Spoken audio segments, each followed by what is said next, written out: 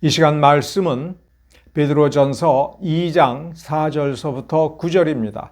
베드로전서 2장 4절서부터 9절을 제가 개역 한글 성경으로 읽어 드리겠습니다.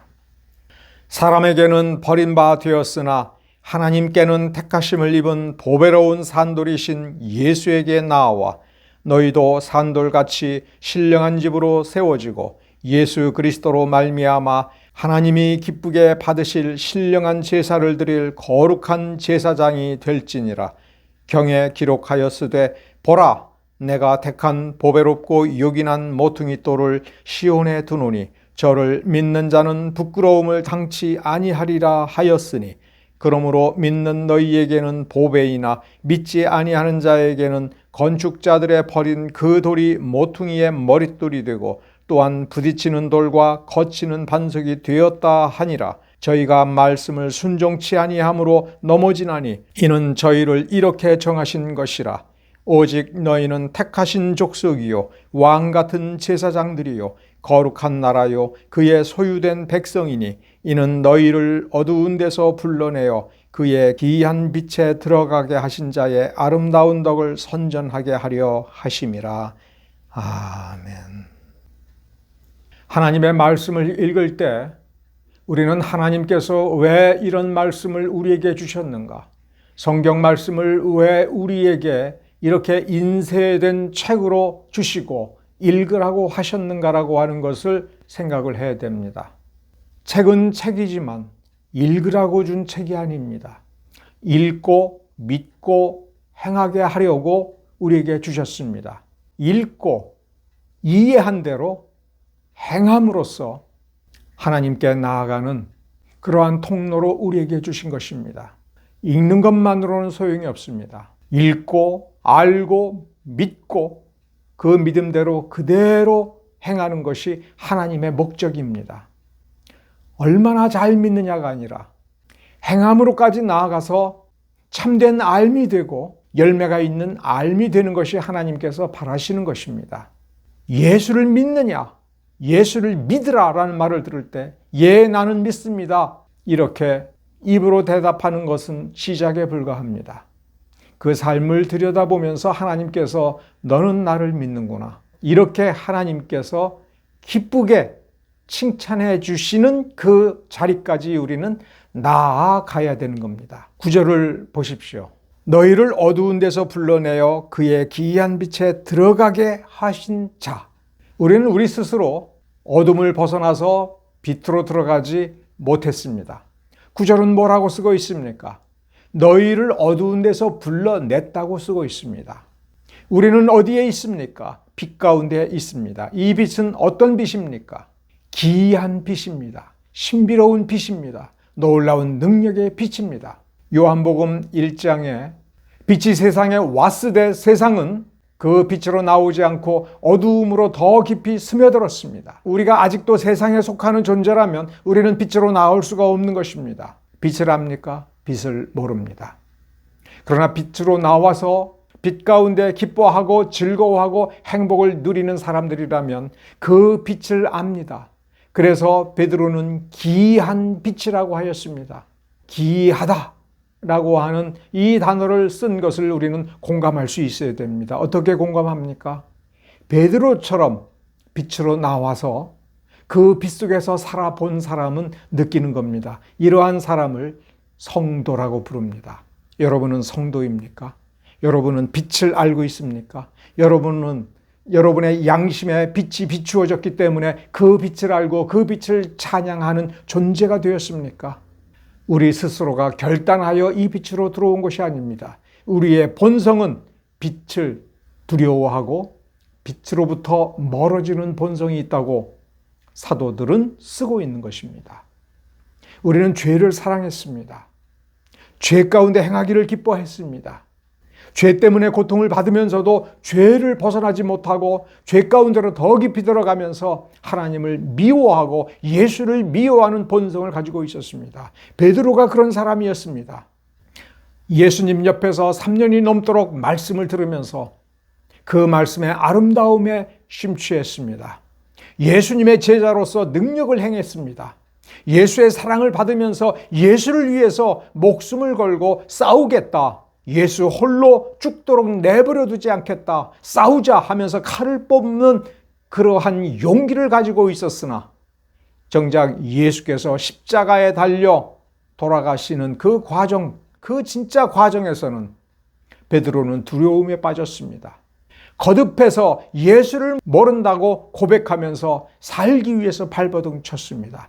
예수께서 부활하신 날, 그 첫 주일, 부활의 첫날, 예수께서 부활하셨다라고 하는 그 현장을 보면서도 두려움에 빠져서 문을 걸어 잠그고 하루 종일 두려움에 떨었습니다. 하나님의 말씀을 생각하면서도 두려움 속에서 생각을 했던 사람입니다.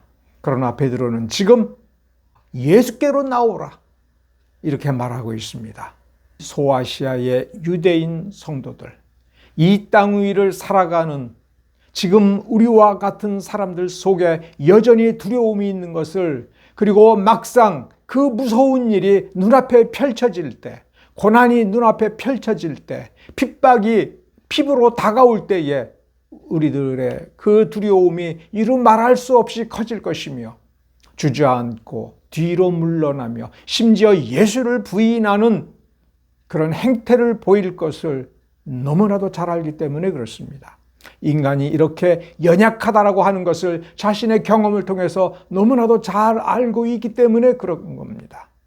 오늘 본문을 읽어보면서 왜 우리에게 구원이 필요한가를 생각을 해본다면 우리는 이처럼 죄의 연약한 존재라고 하는 것, 그것을 우리에게 선포해주고 있는 겁니다. 하나님께서 세상에 오셔서 사람의 모습으로 오셔서 사람의 육신을 입고서 온전한 사람이라고 하는 그 한계를 입고서 온몸으로 죽음을 당하시고 지옥의 고통을 맛보신 것은 왜 그렇습니까? 우리가 그처럼 죽음에 짓눌리고 죽음의 포로가 되고 벗어날 수가 없기 때문에 예수의 능력, 하나님의 능력이 아니고서는 우리가 구원받을 수 없기 때문에 그분이 오신 것이라고 지금 선언하고 있습니다. 예수께로 나와 너희도 산돌같이 신령한 집으로 세워지라. 너희도 산돌같이 신령한 집으로 세워져라. 예수의 온전한 몸을 이루라. 거룩한 제사장이 되어가는 그것이 믿음인 것입니다. 그러므로 돌이켜봐야 됩니다. 우리 자신을 돌이켜봐야 됩니다.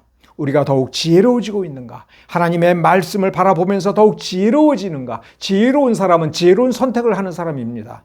위기의 순간에 파멸의 길이 아니라, 거짓에 속는 것이 아니라 참된 것을 분간하여 지혜롭게 선택하여 영광을 향하여 한 걸음 한 걸음 다가가는 사람이 지혜로운 사람입니다. 믿음이 먼저 지혜가 되어야 됩니다.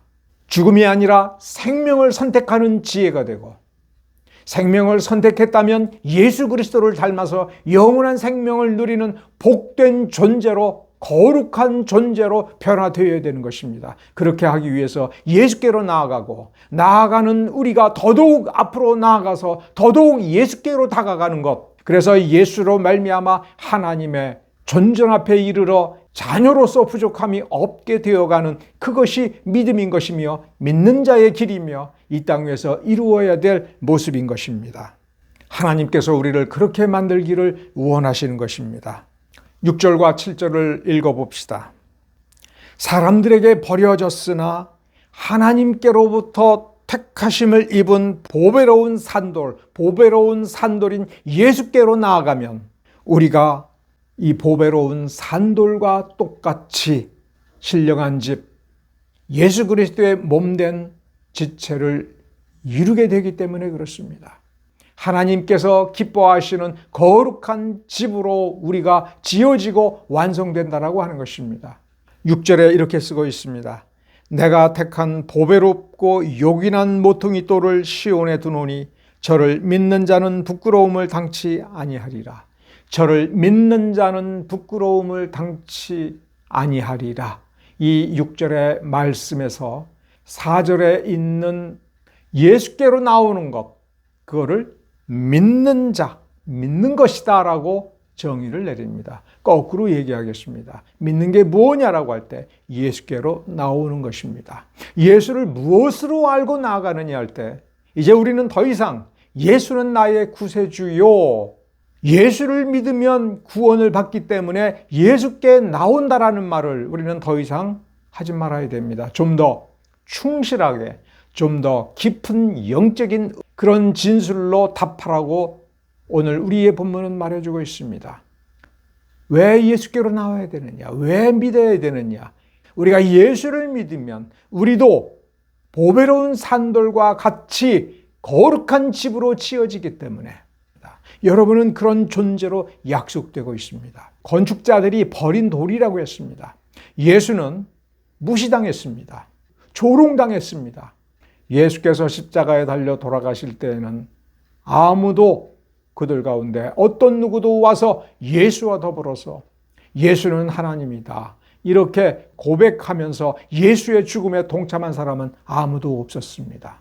예수께서는 십자가를 눈앞에 두고 마지막으로 제자들에게 이야기할 때 이제 때가 됐다라고 했습니다. 죽을 때가 되었을 뿐만 아니라 그 죽음으로 말미암아 영광을 받으실 그날이 가까이 왔다, 이제 왔다라고 제자들에게 가르치셨습니다.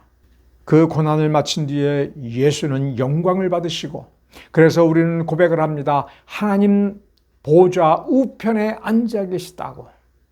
고난을 당한 뒤에 영광을 받는 그 모습, 우리에게 하나의 모델로 우리가 그렇게 될 것이다 예시하여 주신 것입니다. 예수께로 나오라. 그러면 너희가 거룩한 제사장이 될 수 있다 이렇게 말한 뒤에 6절에서 믿는 자라고 하는 단순한 말을 쓰는 이유는 믿는 자는 부끄러움을 당치 않는다. 믿지 않는 자는 부끄러움을 당한다. 이 말을 이 세상에 그리고 우리에게 선포해 주기 위해서인 겁니다.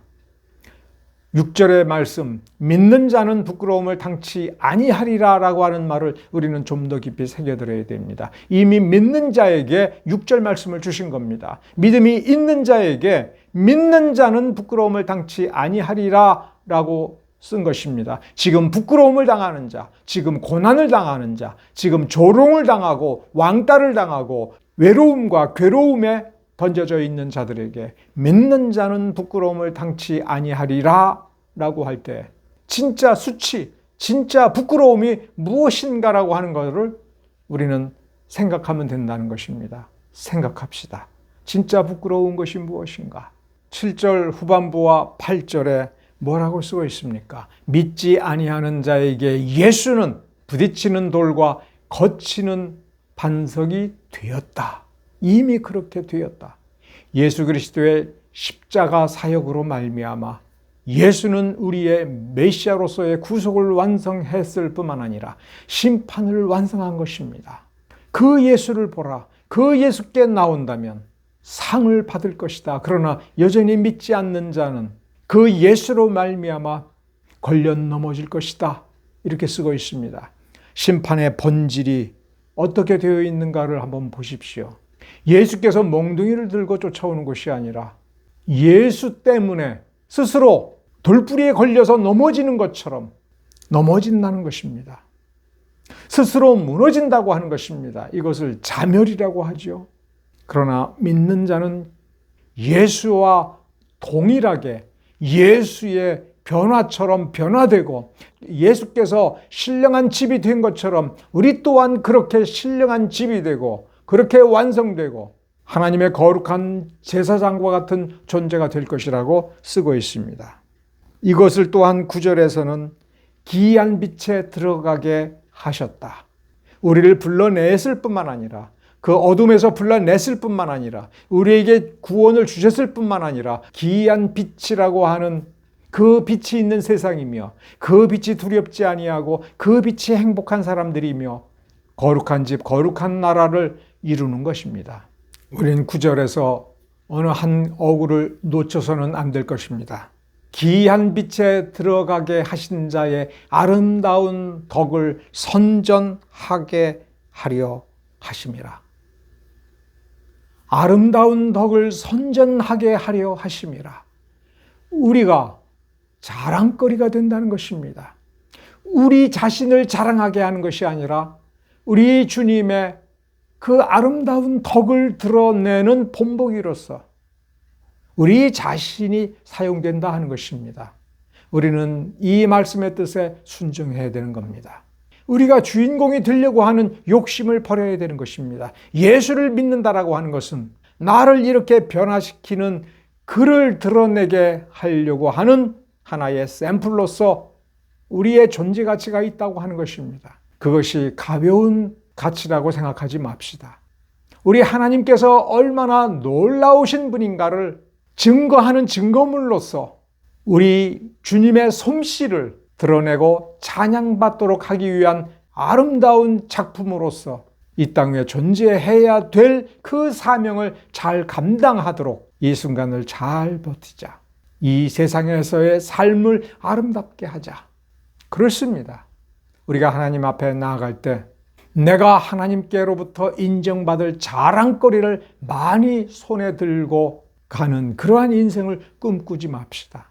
하나님이 원하는 건 그런 것이 아니며 하나님께서 심판하신다, 평가하신다 할 때에 그 평가의 기준, 심판의 기준, 그 기준은 너 때문에 하나님께서 영광을 이렇게 받으셨다.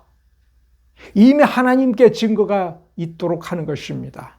너로 말미암아 너를 이렇게 만든 하나님께서 이미 많은 자랑, 많은 찬양, 많은 찬사를 받으셨다.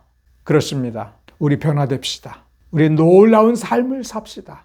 기이한 빛에 들어가서 그 기이한 빛의 조명을 받아서 우리가 얼마나 멋진 작품이 되었는가라고 하는 전시물이 됩시다. 내 삶 전체가 하나님을 드러내는 전시물로서 증거로서 작동하도록 이 땅 위에서 악과 구별되는 선으로 더럽고 추잡한 양심의 비교가 되는 선한 양심으로서 선한 행실을 하는 존재로서 우리의 삶을 완성합시다.